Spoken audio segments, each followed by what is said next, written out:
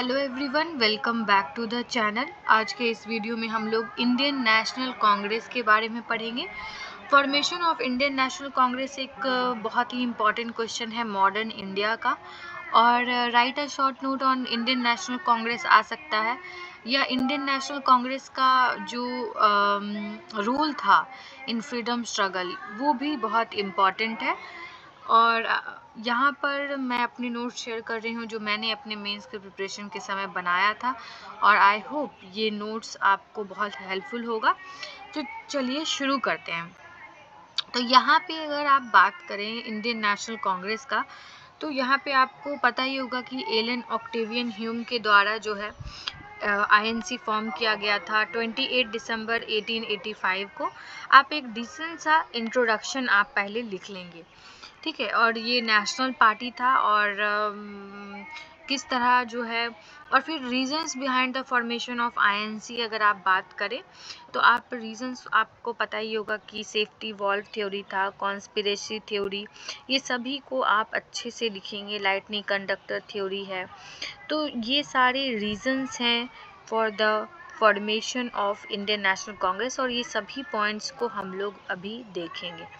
तो चलिए शुरू करते हैं। A national party called Indian National Congress was formed on December 28, 1885. A British government employee named Alan Octavian Hume founded the party. The party was founded specifically to unite all the educated populace and have the impact on the politics. Reasons की बात करें तो पहला है safety valve theory.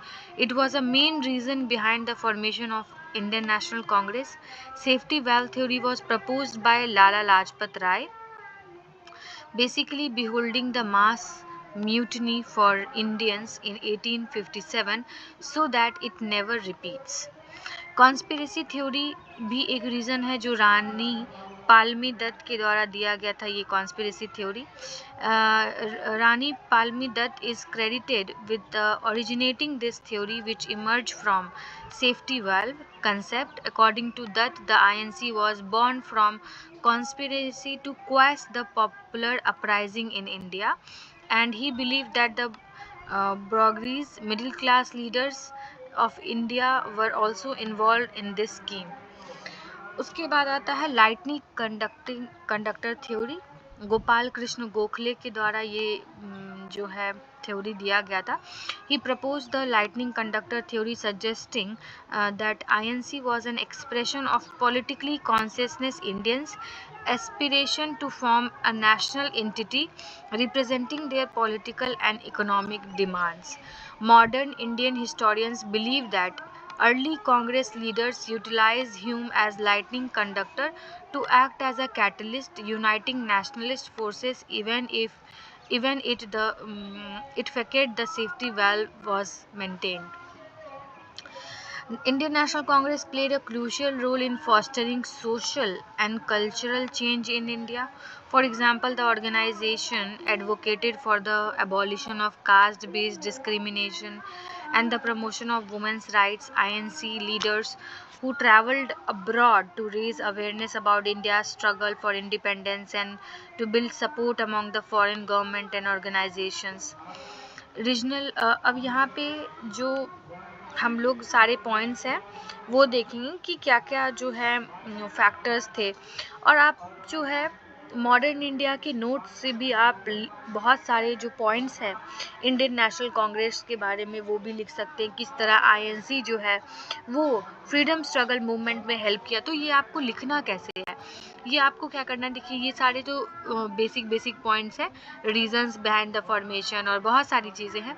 आप पूरे अगर freedom struggle को आप बताएंगे तो आप स्टार्ट करेंगे इंडियन नेशनल कांग्रेस के फॉर्मेशन के बाद से जितने एक्टिविटीज़ हो रहे हैं वो सारे को आप फ्लो चार्ट में बताएंगे। गांधी जी का पार्टिसिपेशन और उनके द्वारा किस तरह कांग्रेस को बार बार गाइड किया जा रहा था कि अभी जो है मान लीजिए जैसे सॉल्ट सत्याग्रह लॉन्च किया गया, सिविल डिसोबीडियंस, मतलब आप सारी चीज़ों को जो है आप अच्छे से फ्लो चार्ट में आप लिख लें अपने नोट्स में, ताकि आपको याद रहे कि आईएनसी के द्वारा किस तरह जो है बहुत, और फिर बीच में आईएनसी स्प्लिट भी हो गया था, फिर किस तरह फिर आईएनसी का पूरा इंडिपेंडेंस तक, ठीक है, 1947 की बात करें, 1947 तक के सारे एक्टिविटीज़ को आप फ्लो चार्ट में लिख ले।